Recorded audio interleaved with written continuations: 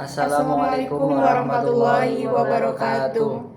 Alhamdulillahirrahmanirrahim. Wassalatu wassalamu ala asrafil anbiya'i wal mursalin Sayyidina Maulana Muhammadin wa alihi washabihi ajmain amma ba'du. Terima kasih kepada Ibu Neni selaku dosen pengolahan limbah yang sudah memberikan kepada kami kesempatan untuk menjelaskan materi pengolahan limbah, yaitu industri biodiesel dari palm fatty acid distilat dengan proses transerifikasi. Sebelumnya perkenalkan, nama saya Putra Ramadan dengan NIM 24030200002. Perkenalkan, nama saya Fahmi Barokah dengan NIM 24030200025. Saya Putri Karisa dengan NIM 2403020022. Nah, selanjutnya akan dijelaskan oleh teman saya, yaitu Fahmi Barokah. Nah, yang pertama itu ada biodiesel. Nah, biodiesel ini merupakan monoakyl ester dari rantai panjang asam lemak atau lebih dikenal sebagai fatty acid methyl ester atau FAME. Nah, ini tuh memiliki karakteristik yang sangat mirip dengan minyak solar atau yang dikenal dengan diesel fosil, sehingga dapat digunakan sebagai pengganti atau campuran bahan bakar untuk mesin diesel. Nah, bahan di sini tuh ada dua, yaitu bahan baku dan bahan pendukung. Nah, bahan baku utama di sini itu menggunakan palm fatty acid distilat. Palm fatty acid distilat ini adalah produk sampingan yang istilahnya itu disebut sebagai byproduct dari proses pemurnian minyak goreng sawit. Nah, menggunakan palm fatty acid distilat ini sangat menguntungkan karena kita memanfaatkan limbah industri sawit menjadi produk bernilai tinggi. Nah, sehingga tidak berebut stok dengan industri minyak goreng pangan. Nah, kemudian yang kedua itu ada bahan pendukung. Bahan pendukungnya itu ada metanol, asam sulfat, NaOH, dan air. Nah, yang pertama itu ada metanol. Nah, metanol ini di sini itu digunakan sebagai pereaksi untuk memisahkan gliserin dari minyak. Nah, yang kedua itu ada asam sulfat. Nah, asam sulfat ini biasanya digunakan sebagai katalis pada esterifikasi atau jika kadar lemaknya itu bebas tinggi. Nah, yang ketiga itu ada NaOH. Nah, NaOH di sini itu digunakan sebagai katalis pada transesterifikasi untuk mempercepat reaksi. Nah, yang ketiga itu ada air. Nah, air di sini itu digunakan pada tahap akhir atau washing.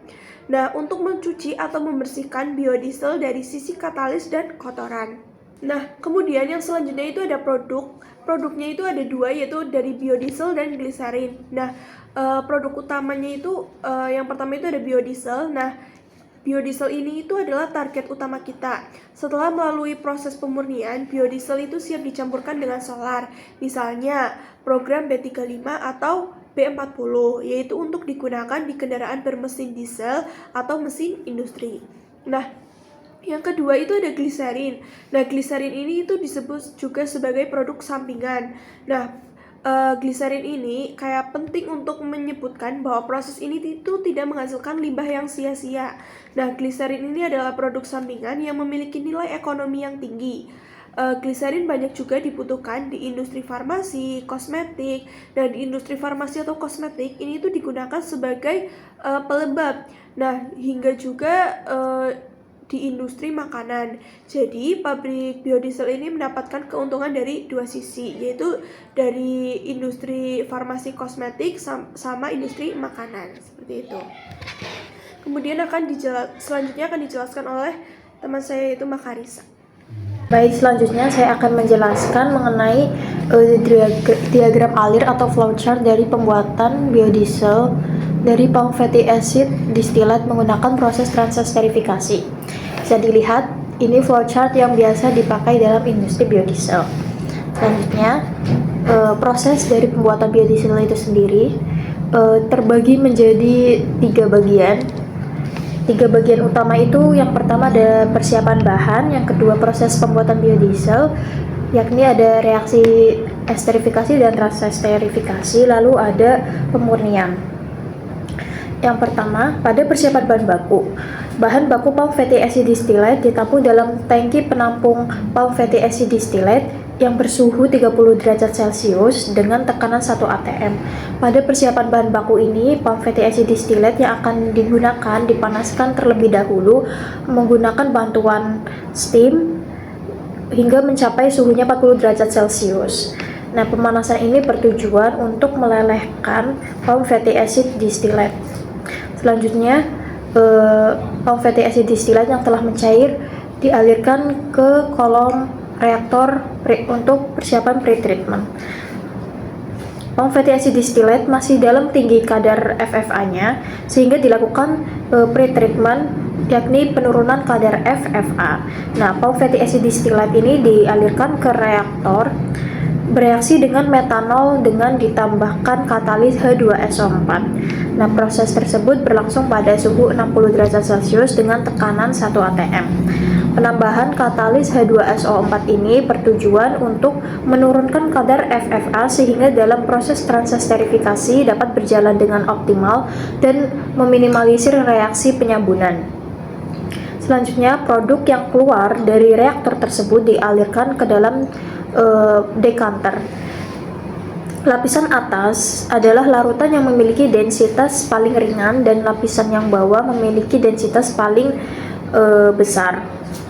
Pada kasus ini, di dalam dekanter ini, lapisan atas itu palm fatty acid distillate, lalu lapisan bawahnya itu katalis H2SO4, metanol, dan juga sisa air. Jadi dari reaksi tersebut terjadi atau menghasilkan limbah metanol, air, dan juga asam sulfat. Setelah proses pemisahan, selanjutnya palm fatty acid distillate dengan kandungan FFA yang rendah dimasukkan ke dalam reaktor yang beroperasi pada suhu 60 derajat Celcius. Nah, trigliserida yang terkandung pada palm fatty acid distillate ini selanjutnya bereaksi dengan metanol yang menyebabkan terjadinya reaksi transesterifikasi sehingga terbentuklah produk biodiesel serta produk sampingnya itu gliserin dengan konversi sebesar 97%. Lalu pada proses pemurnian, yakni campuran produk methyl ester yang keluar dari reaktor masuk ke dalam dekanter untuk dipisahkan dengan gliserin. Nah, prinsip dari pemisahan dalam dekanter ini menggunakan perbedaan densitas antara gliserin dan juga methyl ester. Gliserin yang akan keluar sebagai produk bawah atau underflow yang kemudian ditampung dalam tangki penampung gliserin. Nah, sedangkan methyl ester yang masih mengandung air dan juga metanol, bahkan sedikit asam lemak ini dilakukan proses pemisahan menggunakan kolom distilasi. Nah, methyl ester yang keluar dari dekanter mula-mula dipanaskan terlebih dahulu menggunakan heater, selanjutnya masuk ke dalam kolom distilasi untuk dilakukan proses pemisahan. Bahan yang memiliki titik didih lebih rendah akan menguap sebagai produk atas dalam kasus ini, yakni metanol dan juga sisa FFA. Sedangkan produk methyl ester atau biodiesel itu sendiri sebagai produk bawah didinginkan terlebih dahulu menggunakan cooler, selanjutnya dialirkan ke dalam tangki penampung methyl ester atau biodiesel. Nah, campuran metanol dan FFA sisa kemudian dipisahkan lagi menggunakan kolom distilasi 2 yang bertujuan untuk memurnikan metanol. Jadi sisa dari pemisahan distilasi setelah pemisahan dengan biodiesel itu ada metanol, sedikit air, dan asam lemak. Nah, metanol, sedikit air, dan asam lemak ini kemudian dipisahkan lagi dalam kolom distilasi yang bertujuan untuk memurnikan metanol.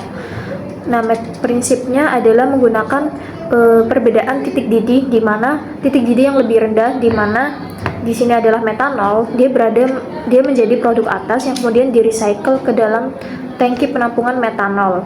Nah, FFA sisa yang menjadi bottom produk dialirkan ke waste treatment plant.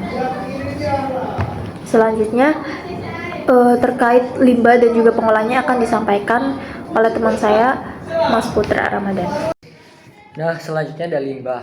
Di sini ada dua limbah, yaitu yang pertama limbah pencucian biodiesel, di mana setelah reaksi esterifikasi dan transesterifikasi dilakukan proses pemisahan yang menghasilkan limbah berkandungan asam sulfat dan metanol serta air.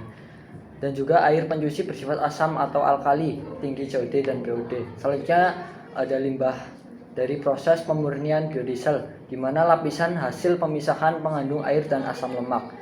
Meskipun biodiesel bisa dimurnikan, limbah dari pemurnian biodiesel ini juga menjadi sumber pencemar.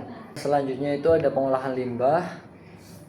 Di sini ada diagram alir flowchart sistem pengolahan limbah cair dari proses biodiesel, mulai dari limbah mentah hingga air buangan yang aman serta pengolahan lumpur atau sludge.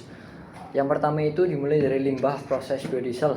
Limbah cair berasal dari proses produksi biodiesel, biasanya itu mengandung ada minyak, lemak, free fatty acid, bahan kimia terutama metanol dan katalis, terus pH ekstrim serta CO2 dan BOD tinggi.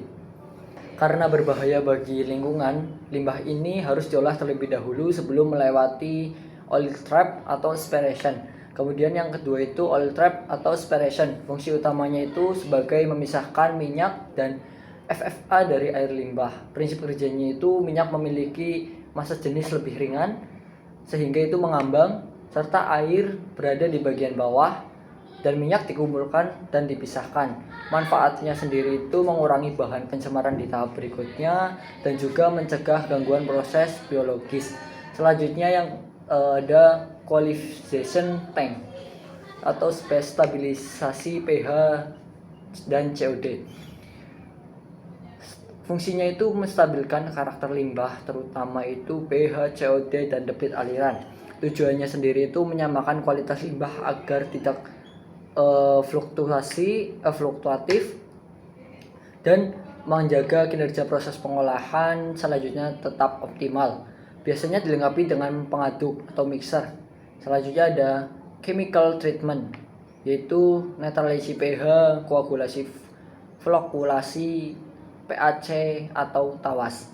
Nah, di sistem chemical treatment ini proses yang terjadi itu naturalisasi pH terutama asam atau basa, koagulasi, flokulasi, bahan kimia yang digunakan itu biasanya PAC atau tawas sebagai keagulan. Selanjutnya tujuannya itu mengikat partikel kecil, minyak, emulasi, dan zat tersuspensi, dan juga membentuk vlog yang lebih besar agar mudah mengendap. Selanjutnya itu ada proses clarifier atau mengendapkan padatan dari minyak emulasi. Fungsinya sendiri itu mengendapkan padatan minyak emulasi serta vlog hasil koagulasi. Hasil prosesnya itu adalah minyak jernih di bagian atas dan lumpur di bagian bawah. Lumpur akan dialirkan ke jalur pengolahan lumpur atau sludge. Selanjutnya itu ada biological treatment atau aerasi dan active heat sludge.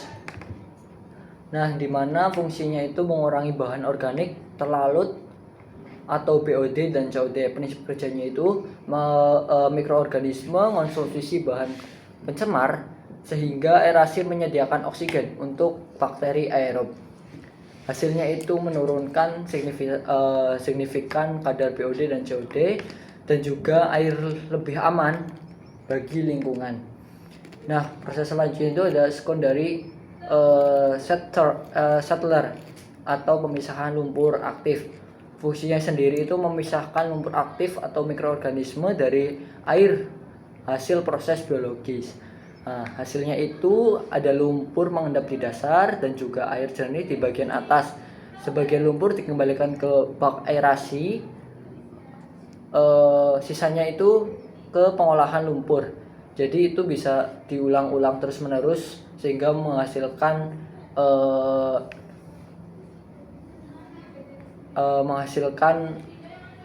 air yang jernih dan juga limbah yang tersuspensi. Selanjutnya itu ada disinfection atau chlorination atau UV. Fungsinya itu membunuh mikroorganisme patogen yang masih tersisa dengan menggunakan metode klorinasi dan juga sinar UV. Nah, sinar UV sendiri ini akan membunuh mikroorganisme yang masih tersisa. Tujuannya itu menjadikan air buangan secara aman menggunakan mikrobiologis. Selanjutnya ada proses efluen aman buang sesuai bahan mutu. Nah, di proses ini air hasil yang memenuhi baku mutu lingkungan aman dibuang ke badan air atau lingkungan sekitar. Jadi di proses ini itu hasil akhirnya itu efluen aman buang itu air dari hasil disinfektan tadi itu sudah benar-benar bisa dibuang ke limbah atau ke saluran sekitar ataupun lingkungan sekitar yang aman. Selanjutnya ada seed stream atau lumpur. Lumpur berasal dari caliver atau secondary scatter. Lumpur ini tidak boleh langsung dibuang, tapi bisa diolah terlebih dahulu, diolah lagi untuk bisa masuk ke dalam efluen aman buang. Terus selanjutnya ada sludge drying. Metode ini metode drying bed atau filter press, tujuannya itu mengurangi kadar air lumpur dan juga menghasilkan lumpur padat yang lebih mudah ditangani, sehingga masuk ke pembuangan atau ultrasi, di mana lumpur kering dapat dibuang ke tempat khusus dan dimanfaatkan kembali, misalnya sebagai bahan bakar atau kompos jika memenuhi syarat. Terima kasih, sekian video presentasi dari kelompok kami. Kurang lebihnya mohon maaf. Nun wal qalam mimma yasurun wasabiqul khairat. Wassalamualaikum warahmatullahi wabarakatuh.